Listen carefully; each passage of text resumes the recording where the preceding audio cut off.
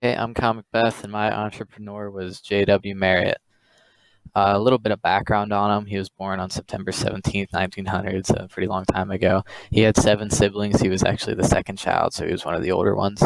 He grew up on a small beet farm in Utah. They also raised sheep, and he actually started his own lettuce farm with the help of some of his siblings at 13. He graduated from the University of Utah in 1926, and he paid for it himself through doing like a bunch of random jobs and working at retail stores. And he did a 2-year mission for Mormon faith. A lot of those people from Utah are actually Mormon, and he was as well. This is not actually J.W. Marriott. This is Dr. Dre, and he is holding beats. It's probably similar to a pose that J.W. Marriott would have done. Now, all businessmen kind of have a certain set of characteristics that really defines them as a person and how they're going to succeed. J.W. Merritt, of course, had a bunch of different characteristics that applied to him. I chose to focus on how he was persistent and a risk taker, and that really helped him achieve his goals in life. Now, one reason he was persistent, I like to point to this quote here where he stated that a man should keep on being constructive and do constructive things right up here. That really just shows that he feels that you should keep on working and improving yourself and improving others. Another example to show that he was persistent was whenever he first started up his restaurant business. After a cold summer, I think it was his second year with the business, so it was still small and starting up. He had a cold summer, and not many people really bought the cold drinks that he specialized in. But he didn't give up on it. His partner actually sold out, and he bought the rest of it. So he really trusted himself, and he stuck with it, and he continued to work toward his goal. Now, one other thing that points to how persistent he was that he was diagnosed with lymphoma in 1935. He was given about 1 year to live by the doctor, and he actually ended up living until 1985, so that was a lot longer than 1 year that he was given. There are also a bunch of reasons that he was a risk taker. First off, he went to DC with just $3,000 in his pocket, along with a friend, of course, and he invested in a root beer stand. He did this because he saw a market that he felt he could exploit, and he took advantage of it. This was a huge risk because he was coming from out west in Utah where he had a safe farm and everything, and he decided to spend his money and put all his work towards his root beer stand. Also, he's a risk taker because he opened a hotel in 1957 in Virginia. Now, why is this a risk, you might ask? Well, he didn't have a ton of experience in the hotel business. He was more in the food restaurant business. So this was a risk to kind of branch out and grow his own business. He learned to really rely on his own judgment and initiative within the farm where he worked, and that just helped him trust his gut and go with those risks he wanted to take. Of course, to be a successful businessman, you still need a lot of important skills, which J.W. Merritt had these. His best skill, I would say, would be his human relations, which he was very well known for among all of his businesses. One quote of his was, he likes to take care of associates and then they'll take care of your customers. So he believed basically a happy worker makes a happy customer, which honestly it worked out for him, so he's not wrong. With taking care of his associates, he really treated the employees as family. So when they were sick, he'd go visit them, see if he could get them anything, see if they were okay. When they were in trouble, he'd help them out, like whether it's legal trouble or trouble at home, he would do anything to help them out. This human relation aspect really played a big role in getting people that wanted to be there and help him succeed work under him. Now, J.W. Merritt also had basic business skills, which were very important for him. In this, he was a very hands-on manager, and he constantly advised Marriott's managers. He knew how he wanted the company to be run. He knew how he wanted the business to be run. So he would make sure that the managers ran it that way. He also had a skill for recognizing markets, even if they weren't necessarily obvious. And a good example of this is the market that he recognized for A&W root beer in DC. And again, we could circle back to how he took the risk and he trusted his gut and went with that market, and it really paid off for him. With his business skills and his managerial skills, managers never really knew what time of day or night he'd show up, but he was always working. He always had that. He always had a strive for success. Now, to be a good businessman, you also have to know how to discover things that haven't necessarily been discovered and move into those areas.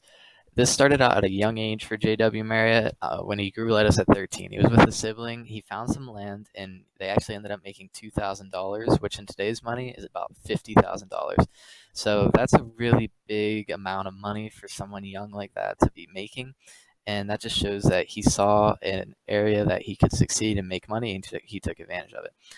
And along with his discovery skills, he also recognized that market for A&W root beer that we've talked about a couple times by now. He saw on a mission trip actually that it was perfect for hot and muggy summers in the DC area, that they didn't really have A&W root beer out east yet, and he felt that he could create something there. So he gathered money and trusted his plan. He created actually the first drive-in style restaurant that was east of the Mississippi, and the chain ended up growing to 35 units relatively quickly. Now, I didn't really focus too much on the hotel aspect of his business because that was actually more of his son. While he did kind of start that branch, his son helped grow it the most, so we didn't focus on that too much here.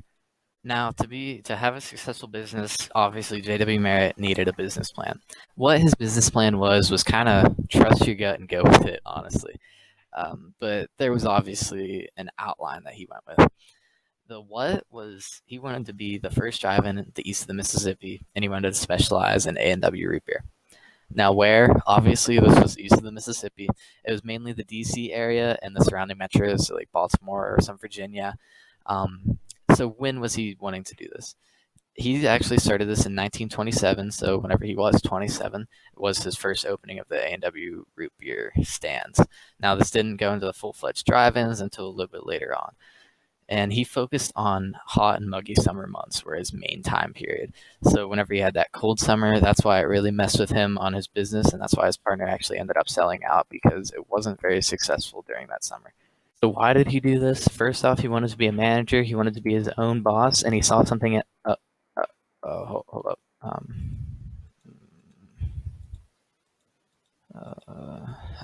Okay, sorry about that.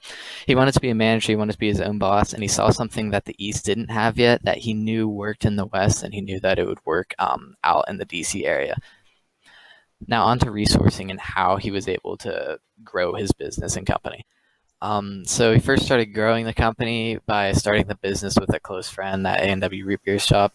They both kind of scraped together that $3,000 that they needed, or they decided they needed at least, and they kind of ran the business together at first.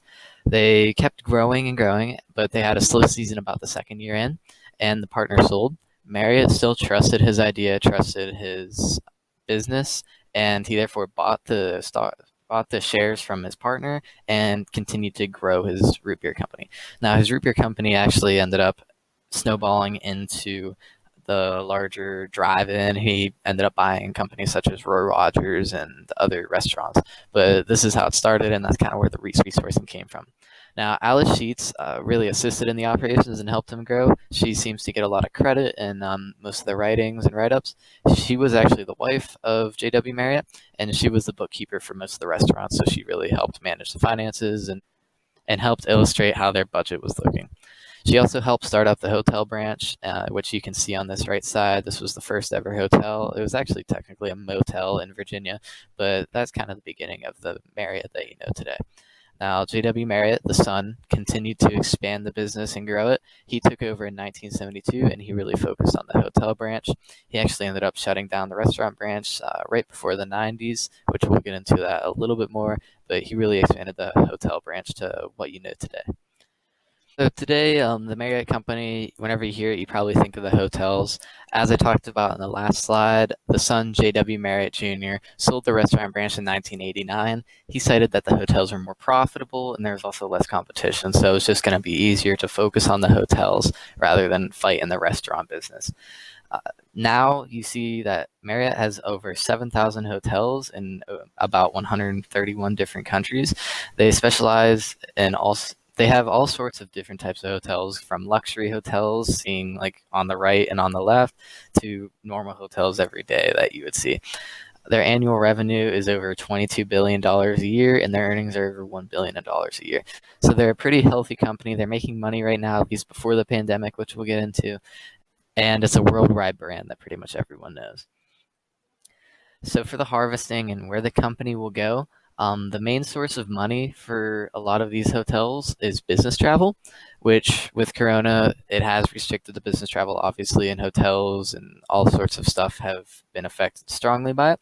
So a major question that Marriott needs to find out is, will business travel return to the same that it was? If it doesn't, then they could start to see a decline in their hotels being filled up, and it might be more difficult for them to make money. But they have been branching out into more luxury niche to get the more richer people to get into their hotels. For example, they've been expanding their Ritz-Carltons to many different places, so you can always be vibing in the Ritz-Carlton. And they're actually right now the second most valuable hotel chain after Hilton, but they have more international revenue than any other hotel chain. So they're kind of more diversified if the US goes into a slump, but the European countries continue to grow because they might have been more strict on the lockdown early on. Then that can help keep the Marriott up above other hotel chains and perhaps even overtake them. Thank you for listening. This is my presentation on JW Marriott. Um, Hello, Mrs. Miles.